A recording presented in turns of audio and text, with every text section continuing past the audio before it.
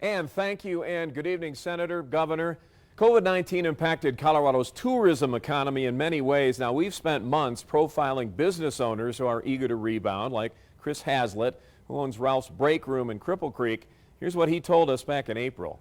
I think we're holding our own up here. It's definitely not as much business as we're used to. Unfortunately, I had to lay off my whole staff, and I fully expect to rehire them at some point. And with the economy working to recover and small business owners trying to rebound, what role should Congress play in helping our tourism communities? Governor Hickenlooper, we'll start with you. Yes, and as someone who spent, almost 20 years in the restaurant business, I understand the challenges people are facing.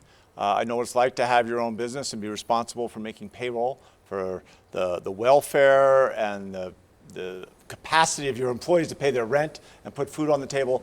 It's a challenge. I think what Congress has got to do is really address this ability to respond. We've got to make it safe for people to feel they can go out and enjoy their lives. And that means we've got to make sure, as I've said multiple times, we have testing capacity. And it's got to be fast. You can't wait 3 or 4 days. Your employees have got to be able to find right away. If they've got a sniffle, they've got to know whether they're going to be contagious. It's for their benefit. It's for their fellow workers' benefit.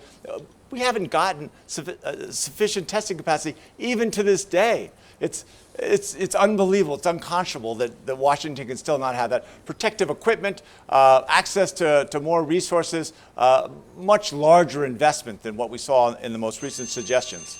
Thank you, Mr. Hickenlooper. Mr. Gardner, same question. What role should Congress play in helping our tourism communities? Well, this isn't a case where a restaurant was serving bad food, so it had to close, or a hotel room was dirty, so people stopped going. This is where the government, out of love for our community, said, let's socially distance, let's stop this business for now to get through this. And as a result, the government needs to respond. That's why I'm working on the Restaurant Act to provide $120 billion to keep restaurants open and afloat. It's why I'm a part of the Rehire America plan to help cover the salaries of employees, to make sure that we have fixed costs for businesses covered. It's why I'm a part of the Startup Act. It's why I continue to support legislation like the Paycheck Protection Program to get those dollars into the hands of small businesses.